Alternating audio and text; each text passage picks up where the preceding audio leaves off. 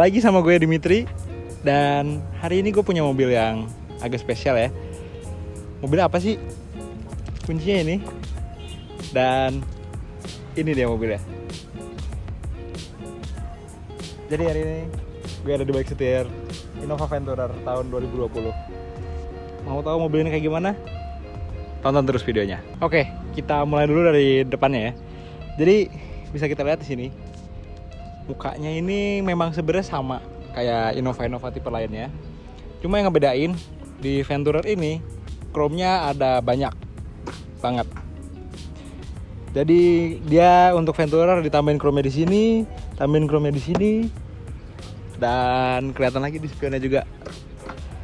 Cuma ya memang menurut beberapa orang berlebihan. Cuma kalau menurut gue sendiri ya agak berlebihan sih, cuma nggak yang gimana banget. Dan yang ngebedain Venturer dari Kijang Innova itu di grillnya, selain dia full black atas bawah, dia juga chrome-nya yang ada di grill ini itu agak-agak gelap-gelap gimana gitu. Cuma yang gue nggak ngerti adalah kenapa di sini chrome-nya kayak gini, tapi sisanya tuh chrome terang semua. Itu agak aneh gitu kan. Kenapa nggak, kalau ininya udah chrome rada gelap, kenapa nggak semuanya dibikin kayak gini, kan lebih bagus. Entah ya ada apa di Toyota. Cuma di mobil ini udah di black chrome walaupun depannya doang, cuma udah oke. Overall looks-nya sih emang gagah ya. Dan lampunya juga dia udah dibekalin sama proyektor LED. Dan ada lampu kecil juga, ini bukan DRL, jadi ini cuma lampu kecil yang LED 4 dot. Dan sisanya sampai ke belakang, kecuali lampu sen di spion ya, sisanya semuanya halogen. Oke, lanjut ke bagian samping dari Innova Venturer ini. Jadi kita bisa lihat di sini kayak temanya sama kayak di depannya, yaitu chrome. Banyak banget chrome-nya, cuma still oke lah ya. Apalagi terutama yang di sini. Kalau di sini nih menurut gue manis ya, chrome yang ada di lining pintu ini, karena dia nggak ngelilingin semua jendelanya, dia cuma di bawah ini, dan ini bikin manis. Cuma memang kalau yang di spion dan di bawah agak-agak berlebihan lah. Kalau door handle ya oke lah. Dan di samping ini kita bisa lihat dia pakai velg warna hitam untuk khusus di Venturer. Dia diameternya 17 inci dengan profil ban 215 55 17. Ukurannya sama persis kayak HR-V. Yang memang agak aneh karena mobil ini jauh lebih besar, tapi yang bagus adalah dia pakai bannya Bridgestone Turanza ER33. Ini bannya udah bagus banget dan memang ngebanting banget dari Innova yang tipe-tipe di bawahnya, yaitu tipe G sama V. Karena yang ring 16 itu dia pakai ban Bridgestone Ecopia yang kelasnya jauh banget dari ini ya. Entah kenapa kayak gapnya tuh dibikin jauh banget. Tapi ya itu kalau di sini lu dapat ban yang bagus banget, dan peleknya juga menurut gue udah oke, cukup proporsional. Walaupun memang gue nggak sukanya peleknya tuh dia terlalu masuk ke dalam. Jadi kalau lu ngeliat kayak dari sini itu kayak peleknya tuh udah kayak mau nggak kelihatan gitu. Kurang gimana gitu ya rasanya ya. Dan remnya di depan udah cakram, tapi di belakang masih tromol. Itu juga sayang banget ya. Tapi ada satu fitur menarik di sini kalau kita lihat di bagian sampingnya, yaitu ya selain dia keyless entry-nya di kanan dan di kiri, dia juga ada auto folding mirror. Jadi pas lu pencet kunci, spion langsung ngelipat sendiri. Yang itu nice touch banget. Sekarang kita lanjut belakang yuk. Oke, sekarang lanjut ke bagian belakangnya ya. Jadi di belakang ini masih balik lagi dengan tema yang sama di sekujur mobil ini. Di bagian eksteriornya ya tentunya. Itu ada chrome. Entah kenapa harus banyak banget chrome-nya di mobil ini. Dan di sini ini menurut gue aneh banget. Ya gue kurang suka yang di sini. Karena apa? Nggak terlalu ke kenapa ada chrome-nya ya. Tapi yang pertama, yang bagian atas itu di tengahnya ngebelah. Dia kayak, apakah sesusah itu bikin yang panjang? Emang panjang banget sih, cuma apa sesusah itu bikin yang sepanjang ini? Yang kedua, kenapa ini sama ini harus misah gini gitu? Misah kayak aneh gitu jadinya. Dan ini jadi kelihatan kayak udah kurang manis lagi yang di bawah ini. Dan menurut gue ini kurang sih. Tapi sisanya di sini kaca belakang udah ada defoggernya, udah ada wipernya juga.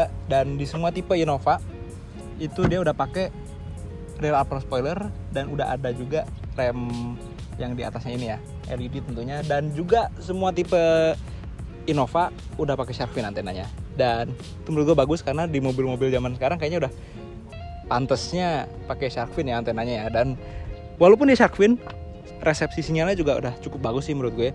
Jadi itu bukan jadi suatu kemunduran karena dia selain style bagus, tapi fungsionalitasnya juga dapat. Badge-nya di sini yang sebelah kiri Innova sama kayak yang lain-lainnya, tapi di sebelah kanan ini dia cuma ada tulisan Venturer. Beda sama Innova tipe G, V atau Q yang masih ada tulisan Kijang dan ada cc mesinnya juga tipenya. Di sini nggak ada, ini cuma Venturer aja. Jadi kalau dari belakang agak susah bedain mana yang diesel, mana yang bensin.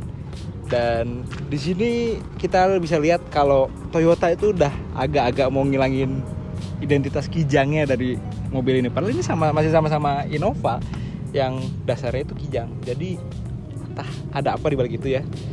Dan yang terakhir pengen gue sorot di sini itu lampu belakangnya ya.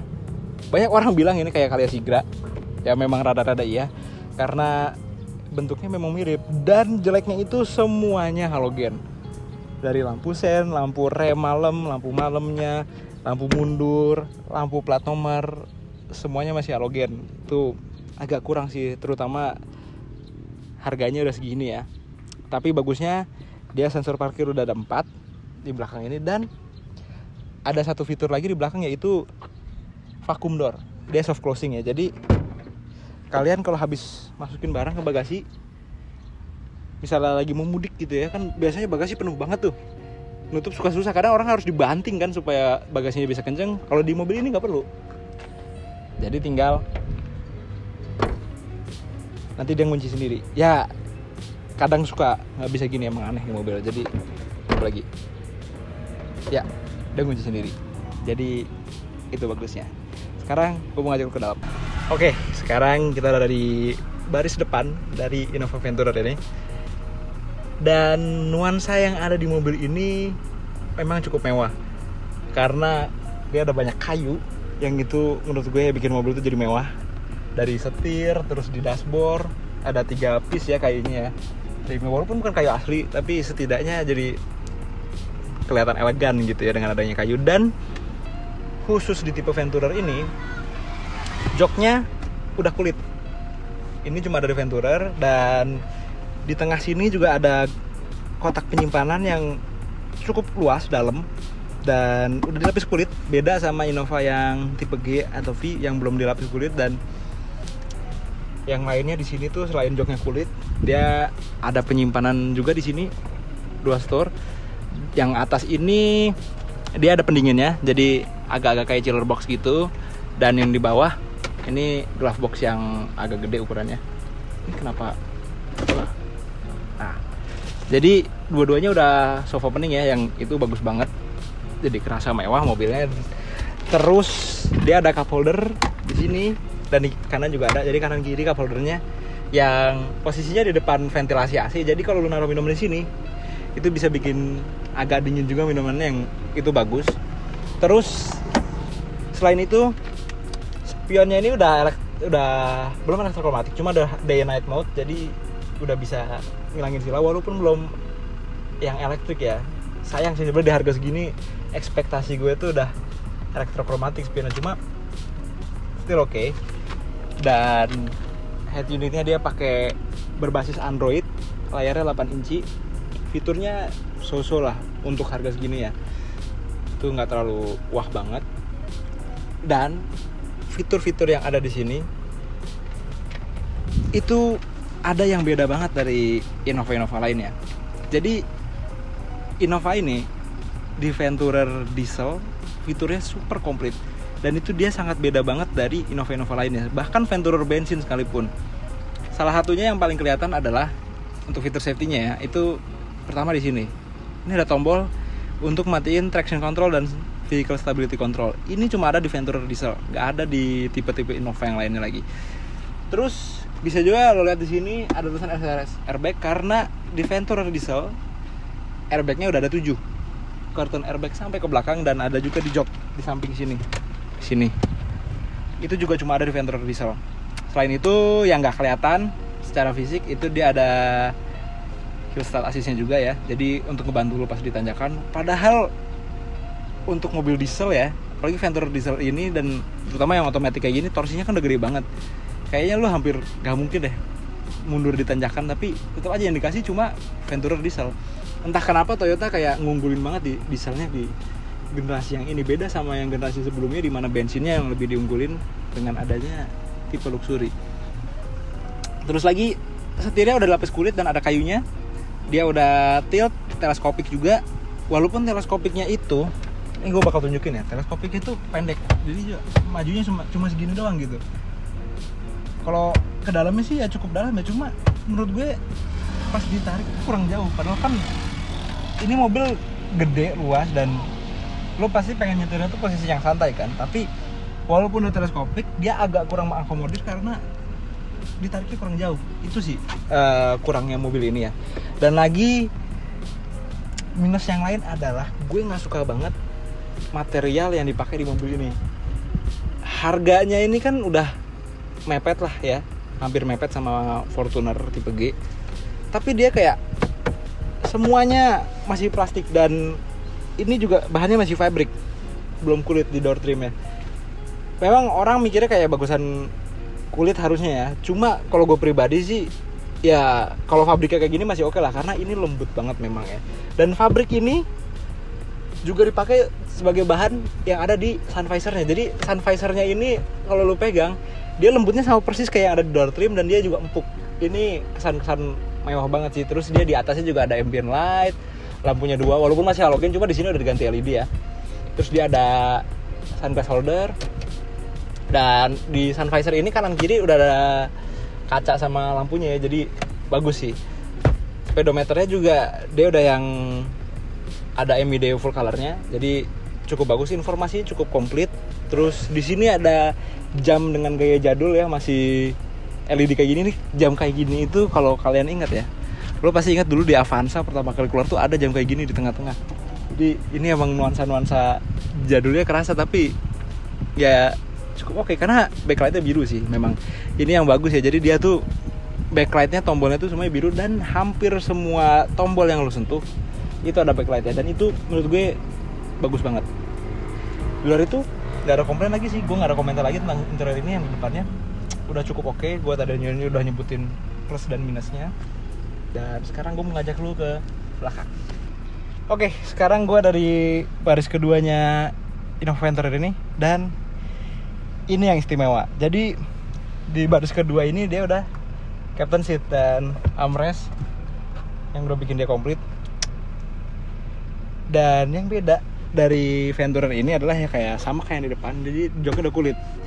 Kalau lu mau nyari captain seat doang, di Innova tipe Q juga udah ada. Cuma Q itu yang pertama dia cuma tersedia tipe bensin, dan yang kedua Innova tipe Q itu joknya belum kulit, jadi dia masih fabrik. Yang motifnya sama kayak tipe Q, kayak tipe V, maaf. Tapi dia warnanya udah hitam juga, sama kayak di sini. Dan yang bagus lagi ya, ambient lightingnya itu masih ada di baris kedua sini. Yang ini bagus banget, dan lampunya ada di kanan, kiri.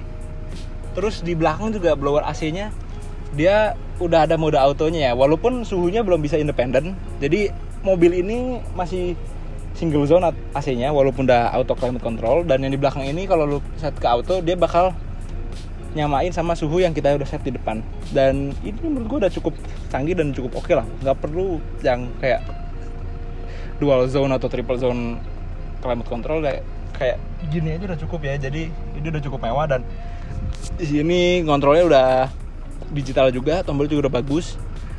Warnanya hitam tombolnya, entah kenapa ya. Sisanya tuh warna beige soalnya. Terus yang ada lagi di sini adalah pertama yang mungkin yang paling noticeable itu ini. Ada tray meja. Ya ini kalau buat naro-naro laptop apa sih nggak bisa sih ya, karena terlalu kecil. Cuma di sini kayak lu bisa naro-naro snack, dan di sini ada cup holdernya juga buat naro minuman. Itu udah cukup oke untuk perjalanan-perjalanan jauh terutama ya. Terus di atas ini juga dilapisin kayu. Ini yang ngebedain dia dari tipe V. Kalau di tipe Q udah ada, cuma di tipe V belum ada kayu kayak gini ya. Ini cukup mewah. Dan di sini juga masih dilanjut lagi. Ada kayunya di door trim ini. Walaupun memang di sini armrestnya masih pakai fabrik sama kayak di depan. Ya itu antara plus dan minus, karena memang walaupun fabriknya tuh lembut banget sih sebenarnya. Jadi kayak beberapa orang suka, beberapa juga nggak suka. Itu tergantung pendapat pribadi lo aja ya. Dan ini meja bisa kita lepas lagi. Di sini udah ada kantongnya kanan kiri. Terus yang menarik lagi adalah di sini ada rear seat entertainment dan dia udah bisa dilipat sampai ke bawah. Jadi untuk Innova mulai dari tahun 2018 ke atas itu dia udah dikasih rear seat entertainment kayak gini. Cuma kalau untuk yang tipe V dia nggak bisa dilipat sampai ke bawah kayak gini. Nggak kayak tipe Q ataupun tipe Venturer. Jadi kalau Q dan Venturer dia bisa dilipat full sampai ke bawah gitu kayak tadi. Kalau tipe V dia cuma bisa diatur angle-nya kayak gini-gini aja, nggak bisa dilipat full sampai ke bawah. Kalau kegunaannya sih sebenarnya ini fungsionalitasnya cukup oke sih. Dia bisa lo masukin micro SD atau USB. Cuma kekurangannya adalah yang pertama itu displaynya kurang jernih menurut gue, karena resolusinya tuh agak-agak kurang dan warnanya tuh juga kayak kurang akurat gitu ya. Terus yang kedua, format yang bisa dia baca itu agak-agak terbatas. Format paling umum yang bisa dia baca itu paling cuma AVI, kayak MP4 aja dia nggak bisa baca. Jadi lu harus convert video-video yang lu mau putar di sini untuk bisa dibaca di sini. Itu agak-agak repot ya. Terus kalau bawaannya dia ini kan bisa muter audio atau video independen ya. Cuma kan suaranya nggak mungkin keluar dari sini karena nanti jadi bertabrakan sama yang di depan kan. Jadi dia perlu pakai headset khusus. Kenapa gue bilang khusus? Karena headsetnya itu pakai infrared, bukan pakai Bluetooth ataupun pakai kabel. Memang udah wireless tapi infrared dan itu susah banget nyarinya. Tapi Toyota nyediain, cuma bawaannya nggak dikasih. Menurut gue aneh gitu. Apalagi di mobil sekelas ini ya, kenapa nggak dikasih aja sekalian headsetnya? Cuma di sini udah ada dan gue bakal tunjukin headsetnya. Dia dapat kantong kayak gini dan headsetnya ada tulisan Toyotanya di sini. Ini udah kulit juga. Suaranya cukup bagus dan dia karena infrared itu koneksinya jadi nggak ribet sih, memang sih enaknya ya. Jadi lu tinggal pasang, nyalain, dah langsung connect sendiri.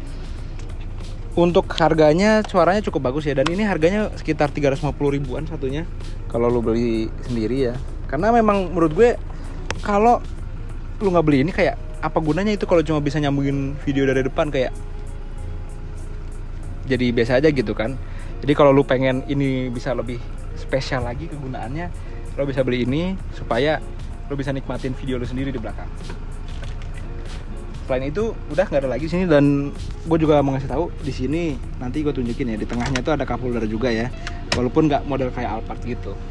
Terus sekarang gue pengen ngajak lu sekalian untuk ngeliat baris ketiganya kayak gimana. Jadi pertama-tama sebelum gue masuk ke baris ketiga, gue mau jelasin dulu kalau ada dua cara untuk masuk ke baris ketiga. Yang pertama karena dia captain seat dan ini jaraknya juga ada space-nya lumayan ya. Jadi kalau untuk orang-orang standar-standar kayak gue gini, badannya yang biasa-biasa aja, nggak kecil nggak gede, itu juga masih muat jalan ke belakang tanpa harus melipat kursi. Cuma kalau misalnya udah agak kesempitan atau alasan tertentu lu pakai yang simple, bisa juga lo lipat joknya. Dan dia udah one touch tumble juga ya. Jadi set. Nah, sini dan ini jok baris ketiga ini space-nya lumayan. Cuma di baris kedua ini captain seat-nya gue lagi set paling mundur. Sekarang gue mau majuin dulu biar lu bisa ngeliat. Jadi gue majuin ya sekitar di tengah-tengah lah ya, nggak mentok maju atau mentok mundur. Sekitar gini. Sekarang gue mau nunjukin lu space-nya gimana di baris ketiga ini.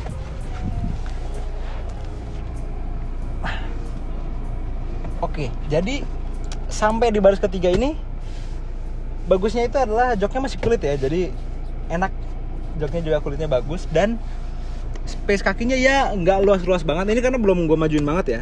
Sebenarnya ini kalau dimajuin banget pun orang di baris kedua juga space-nya masih cukup ya, masih lumayan lah, nggak jelek-jelek banget. Cuma ini bayangannya kira-kira dengan gue yang nggak tinggi-tinggi banget, tinggi-tinggi standar orang Indonesia lah ya. Itu kaki gue ya udah nempel sih sebenarnya ke jok depan. Walaupun ya dibandingin MPV lain ini udah cukup lega, walaupun ya nggak lega-lega banget. Terus enaknya lagi di sini dia udah dapat AC. Jadi blower yang di belakang ini udah sampai baris ketiga. Jadi lu nggak ada kepanasan juga, walaupun duduk paling belakang. Itu enak banget. Terus di baris ketiga ini dia memang dirancang untuk bisa didudukin 3 orang. Jadi walaupun mobil ini captain seat, ini tetap 7 seater. Jadi kalau lu ngeliat Innova tipe G atau V itu 8 seater, karena di baris ketiganya pun dia bisa untuk 3 orang. Kenapa bisa 3 orang? Dan memang maksudnya 3 orang di sini bukan 3 orang yang dipaksain gitu ya. Jadi memang ini dirancang untuk bisa didudukin 3 orang, karena dia udah dapat headrest. Jadi di tengahnya ada headrest ya, yang bisa lo taruh di belakang sini.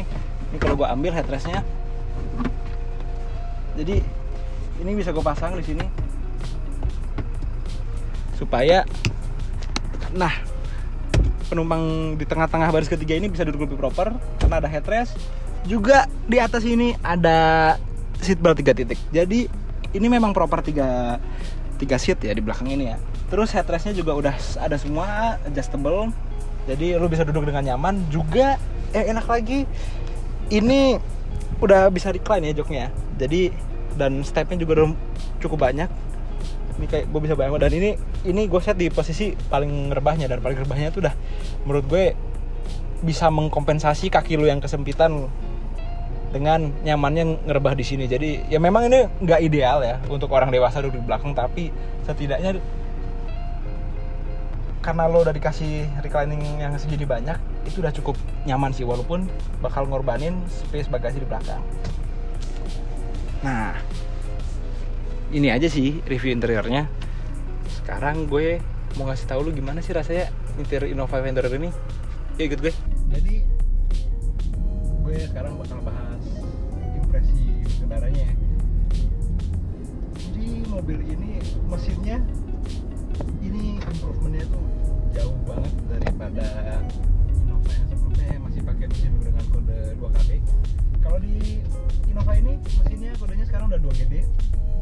Dan untuk tahun 2018 ke atas itu udah ada improvement, di mana mesinnya yang tadinya Euro 3 jadi Euro 4. Jadi mesin sekarang udah Euro 4, yang artinya juga dia bakal makin sensitif sama solar jelek. Jadi kalau lo pakai mobil ini, lo harus siap untuk isi solar yang bagus ya, seminimal-minimalnya Dexlight, karena kalau biosolar udah terlalu rendah untuk mobil ini. Jadi ada plus dan minusnya ya. Plusnya ya mesinnya jadi lebih halus, tenaganya lebih enak, tapi memang jadinya lo harus ngisi bahan bakar yang bagus, nggak bisa ngisi biosolar lagi. Terus di luar itu impresi berkendaranya nih untuk gue ya, suspensinya itu gue bilang empuk banget ya, dan karena empuknya itu dia jadi terasa mobilnya. Memang untuk beberapa skenario empuknya dia ini tuh ngebantu banget ya, karena bodinya gede, kursinya enak, jadi itu tuh menambah kenyamanan mobilnya ini. Cuma memang harus sedikit ngorbanin stabilitas dari mobil ini. Cuma walaupun begitu, kalau lo nyetir mobil ini di kecepatan tinggi, itu rasanya masih stabil banget. Dan untuk mesin diesel, mesinnya dia ini termasuk mesin yang halus. Gue bisa bilang halus banget untuk diesel ya. Memang kalau lagi lu nggak dengerin lagu atau apa, suara masih masuk ya, cuma nggak yang intrusif banget. Dan setirnya ini sekarang gue lanjut di sini, setirnya ini berat, nggak yang berat banget, cuma di sini kerasa dimana kurangnya mobil ini, yaitu setirnya masih hidrolik, power steering, belum elektrik. Makanya kalau dari kecepatan tinggi kita udah cruising, udah enak lah setirnya, bobotnya jok ada, feel-nya juga dari ban ke setir lumayan kerasa. Cuma paling PR itu kalau lo lagi mau parkir. Jadi karena mobilnya gede, parkirnya gede, mobilnya juga berat gitu kan, lo mau parkir mobil ini setirnya kerasa banget berat. Dan ini tuh jadi nggak bisa ya manuver pakai satu tangan gitu ya, bisa, cuma gue bisa bilang dari pengalaman ya, kerasa di tangan lo, pegel. Di luar itu investasinya sih fine ya, karena konsumsi BBM-nya irit. Untuk mobil segede gini ini termasuk irit banget karena diesel ya. Tenaganya juga ngisi banget, enak. Terus mobil ini itu ada satu fitur yang gue suka banget dari mesinnya. Jadi kalau lo bawa mobil ini di jalan turunan panjang, kan biasanya orang banyak yang suka ngerem doang kan. Dan sekarang gue mau tahu juga, kalau lo lagi di jalanan yang turunan panjang itu jangan cuma ngandelin rem aja, karena rem lo bisa kepanasan, overheat. Yang kalau situasi itu udah terjadi, rem lo overheat, ya lo harus siap karena remnya pasti blow. Karena rem itu gunanya untuk menyerap panas, jadi kalau udah kepanasan ya dia udah nggak bisa nyerap panas lagi, jadi mobil udah susah untuk ngerem. Makanya kenapa kalau lo turunan panjang paling bagus tuh lo harus dibantu juga sama engine braking. Jadi cara kerjanya gampang, lo pakai tenaga dari mesin lo untuk nahan laju dari mobil lo dengan cara ya lo turunin gigi downshift. Nah di mobil ini kalau lagi turunan panjang dan lo ngeremnya tipis-tipis gitu, dia bisa ngebaca kalau mobil lagi di turunan dan dia kan downshift sendiri, jadi RPM-nya bakal naik dan itu nahan, ngebantu lo, jadi ngeremnya bebannya nggak terlalu berat. Itu fitur yang smart banget menurut gue. Terus yang lainnya lagi, ini mungkin nggak terlalu banyak orang yang tahu ya, jadi di Innova ini kalau untuk Enduro ya, aku nggak tahu kalau di tipe lain, tapi kalau di tipe ini dia udah ada fitur follow me home. Jadi nggak cuma Fortuner yang ada, dia udah ada follow me home, dan cara ngaktifnya gampang banget. Jadi kan di beberapa mobil fitur follow me home itu posisinya antara aktif atau nggak aktif, dan untuk matiin biasanya dari MID atau ada tombol yang harus lo tekan di mana. Cuma kalau di mobil ini enggak, follow me home itu benar-benar sesuai kapan lo pengen aja. Caranya tinggal setelah mesinnya mati lo nyalain lampu jauh, jadi kayak ditarik aja sekali kan, nanti lampunya bakal nyala untuk kalau nggak salah sekitar setengah menitan ya, baru mati setelah lo kunci pintu. Dan itu fitur yang smart banget ya, jadi aktifinnya juga gampang kan, lo kalau lagi perlu aja, kalau lagi nggak perlu juga nggak perlu dinyalain. Jadi kayak itu menurut gue membantu banget ya, dan fitur yang smart. Selain itu dia juga udah all auto power window, jadi auto up down-nya nggak cuma di sisi supir doang, tapi di semua jendela. Dan itu khusus hanya tipe Q ke atas, jadi tipe Q, Venturer bensin, Venturer diesel, semua itu yang ada. Dan intinya sih kalau di mobil ini gue bisa bilang cukup oke ya untuk mobil ukuran gini, karena ini kan mobil keluarga ya kan, ya namanya mobil keluarga kan lu gak akan berekspektasi untuk kebut-kebutan untuk nyetir yang gimana gitu, tapi mobil ini udah oke banget despite dari setirnya yang masih hidrolik. Dan hidrolik ini memang kalau di kecepatan tinggi membantu ya, jadi setir itu tetap ada bobotnya. Cuma memang sih kalau dibawa di kecepatan tinggi karena mobilnya gede, jadi kadang tetap setir itu masih agak-agak lari. Itu aja kurang. Terus yang lainnya ini udah enak banget sih, suspensi itu dibuka. Cuma ya ini juga ada lagi informasi kalau di transmisinya ini yang pertama, dia itu kalau lu pakai mode manual atau S ya, ini bukan manual, gue bakal jelasin habis ini. Jadi kalau lu masukin mode S, dimana giginya lu ganti-ganti sendiri, itu pas lu mau upshift atau downshift, dia memang agak-agak lemot. Jadi mungkin jedanya tuh 1 detik ada lah ya, dan itu agak-agak nggak nyaman menurut gue, karena kayak ya lo pengen bisa upshift downshift cepat. Kalau di lagi mode manual kan ya asumsinya ya lo lagi butuh akselerasi yang cepat kan, perpindahan gigi juga harus cepat. Nah terus itu yang pertama, dan ini gue lagi turun panjang dan gue ngerem tipis, mobilnya langsung downshift, jadi gue nggak ngerem dan mobilnya ketahan ya.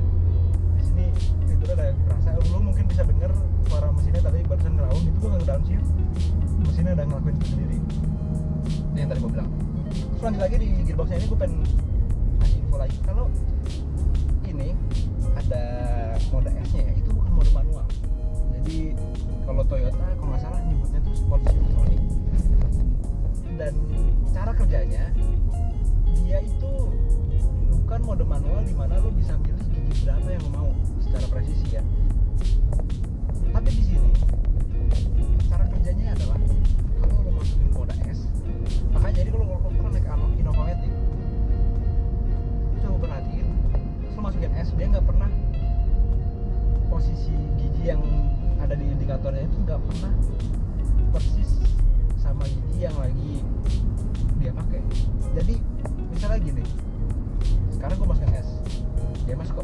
mesinnya S4, dan itu hampir di setiap waktu, nggak setiap waktu tapi hampir di setiap waktu kalau masukkan S2 langsung masuk ke 4. Di sini S4 itu maksudnya bukan berarti lu udah lagi di gigi 4, tapi artinya gigi yang tersedia untuk dipakai sama mobil lo itu cuma sampai gigi 4. Jadi pas lu milih S4, dia bakal tetap upshift atau downshift sesuai keperluan, cuma dia upshiftnya cuma sampai gigi 4 aja. Jadi makanya lu walaupun dari berhenti lu bisa pilih S6, karena ya itu mobil itu bukan berarti dari gigi 6, dia tetap mulai dari gigi 1 tapi dia bisa nge-upshift terus sampai gigi 6. Itu agak aneh dan banyak orang mungkin masih belum terlalu menyadari ya itu ya. Cuma cara kerjanya dia seperti itu. Jadi model kayak gini tuh sama kayak kalau lu masih pakai otomatis konvensional yang 4 speed ya, yang kayak di Nova lama atau di Avanza ya, dimana lo kalau di mobil-mobil itu kan yang 4 speed konvensional matic itu kan ini ya, stepnya kan ada dari P lu turun ke R, habis itu turun ke N, habis itu D, habis D kan ada 3, 2, L. Jadi kan kayak kalau lu dari D ke 3 kan tuh bukan berarti mobil di gigi 3, cuma mobil lu cuma bisa shift sampai gigi 3 doang, dibatasi gitu. Jadi di sini juga sama. Jadi di sini ada mode manual dulu ya. Jadi dia agak-agak membingungkan memang sistemnya. Dan karena itu juga menurut gue wajar banget kalau maksud gue pedal shift nggak ada. Jadi pedal shift itu kalau di sistem transmisi yang kayak gini menurut gue nggak terlalu berguna juga gitu kan, karena yang lo lakuin itu lu nggak milih gigi gitu kan, lu cuma milih giginya tuh cuma bisa pindah gigi berapa, dan ya menurut gue nggak perlu pakai pedal shift kalau cuma kayak gitu doang. Cuma kurangnya dia nggak ada cruise control, padahal ini karena mesinnya kan sama persis kayak yang dipakai sama Fortuner, dan di Fortuner ada pedal shift dan cruise control, tapi di sini nggak ada. Padahal fitur itu tuh udah ada di dalam komputer mobil ini. Jadi bukan yang cruise control yang nggak ada sama sekali, nggak ada tapi nggak diaktifin. Itu agak-agak annoying, padahal lo bisa nambahin sendiri gitu, makanya kan. Jadi itu agak tanggung gitu menurut gue. Kenapa nggak ditambahin aja? Menurut gue kalau emang di sistemnya udah terprogram untuk ada fitur itu, kenapa nggak sekalian aja gitu kan? Ya mungkin kalau kita ngomong logikanya ya supaya nggak kanibal penjualannya Fortuner mungkin ya, cuma tetap aja menurut gue kayaknya untuk di range harga segini cruise control kalau emang udah ada harusnya sih sekalian dikasih dong ya, enggak? Itu aja sih. Dan tapi emang sih walaupun nggak cruise control tapi nambahnya murah, jadi itu yang gampang diakalin sih. Cuma di luar itu gue udah seneng banget mobil ini, fiturnya udah komplit banyak, terutama di fitur safety, dan itu gue suka banget. Jadi segitu aja review gue yang agak panjang ini ya tentang Innova Venture, karena memang Innova itu mobil yang punya banyak arti untuk gue suka banget Innova desain dari itu ya. Jadi gue kalau mau ngejelasin tentang Innova bisa panjang banget. Tapi segitu aja dari gue. Kalau kalian masih ada yang penasaran atau ada pertanyaan tentang mobil ini, silahkan tulis di komentar, pasti bakal langsung membalas. Dan jangan lupa like, share,